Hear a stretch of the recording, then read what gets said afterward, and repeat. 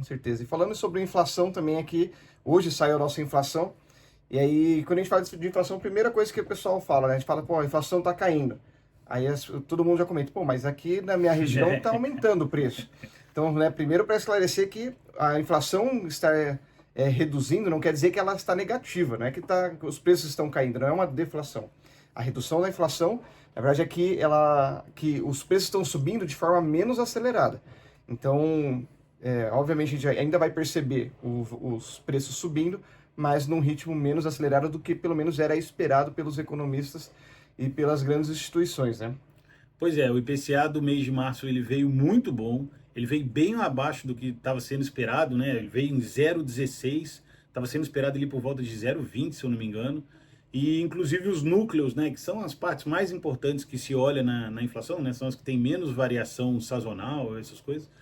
Ele está fechando o núcleo em 3,80 e a inflação agora dos últimos 12 meses está em 3,93, que é bem abaixo do teto esperado pelo Banco Central e está se aproximando ali de uma zona de conforto, eu diria até, para o Banco Central, apesar dele ter mudado um pouco o português dele ali na ata do Copom, né? Ele está programado um corte de 0,50 na próxima Selic, mas, né, você viu que teve eclipse nos Estados Unidos semana passada, passou pelo México e pelo jeito chegou aqui no Brasil, né? Todas essas boas notícias do Brasil foram completamente eclipsadas por essa notícia péssima do CPI americano.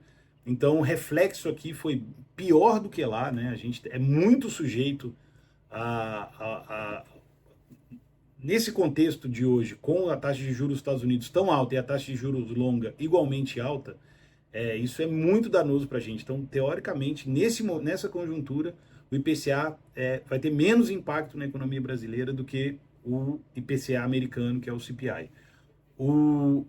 As nossas taxas de juros futuras voltaram a subir muito, elas estavam caindo bem nos últimos tempos, vieram lá de mais de 13, 14%, já estavam passando, chegaram a ficar um pouquinho abaixo de 10 ali na média da curva, e agora já passaram de 10 de novo. Isso pressiona bastante os juros presentes e acaba fazendo aquela mesma bagunça que tem nos Estados Unidos, um pouquinho mais forte, né? Aqui a gente está um pouquinho melhor, mas mesmo assim, essa notícia caiu como uma bomba aqui no Brasil, o Ibovespa caiu pra caramba. Eu não duvido, a gente daqui a uns dias vai ter o relatório de fluxo estrangeiro na Bolsa, eu não duvido que seja o recorde do dia hoje, ou pelo menos esses últimos 2 dias.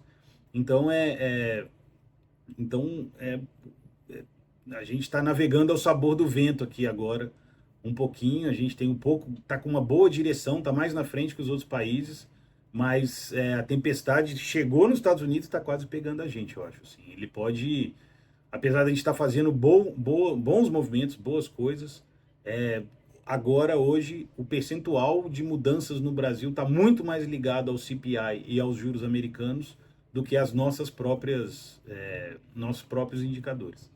A gente viu ali que o governo ele acaba interferindo muito nisso e parece que tinha sido superado essas questões já, né? Mas agora o governo voltou a trazer algumas demonstrações de preocupação e somadas com essa questão dos Estados Unidos, do restante do mundo, acaba juntando duas notícias ruins que fazem com que esses números sejam prejudicados, né? Eu estava até vendo recentemente que vários economistas, várias casas, né, de gestoras já estavam esperando ali uma taxa terminal de Selic na casa dos 9, algumas até abaixo disso já, né? Já pensando em 8,5 e até já caminhando 8,5 e ainda com tendência de queda. Sim. Agora já vê já que isso está com mais cara de 10 do que de 9. Então, são pontos que importantes para a gente também que direcionam todos os nossos investimentos, né? A gente viu aí, como o César bem apontou, a gente teve uma corrida muito boa ali no final do ano passado para a Bolsa, e esse ano que já estava num campo negativo, mas num negativo relativamente tranquilo, né? Mais ou menos ali 4,5%, 5%, agora já começou a acentuar um pouquinho mais a queda ali, né? Então, obviamente, nada ainda que é para se preocupar ou achar que tá tudo o fim dos tempos, mas já começa a acender um sinal de alerta de que quem está entrando na bolsa para aproveitar uma possível alta e não tem estômago para isso, precisa ajustar o tamanho da posição. Mas, obviamente, continuam ainda muitas possibilidades positivas ali para a bolsa. Então, quem ainda não está posicionado tem que estar posicionado, aproveitar que teve essa queda recente para poder estar exposto, mas tem que fazer isso da forma adequada, no tamanho correto. É que tem um detalhe importante também, né? Essa mudança, essa redução nos preços em geral da Bovespa, que reduzem o índice em si, elas são frutos de saída de capital estrangeiro, basicamente. Os fundamentos da Bolsa continuam iguais, né? Para quem gosta de comprar barato, os fundamentos não mudaram tanto assim em relação ao que a gente tinha uma semana atrás, né? Não dá nem tempo de mudar, mas o que a gente tem visto nos últimos meses, mesmo com aqueles resultados um pouco aquém do esperado do quarto trimestre de 2023, mesmo assim a Bolsa brasileira ainda se comporta bem, as empresas estão bem, a gente está com uma taxa, né, de inflação muito baixa, né, mais baixa dos últimos tempos.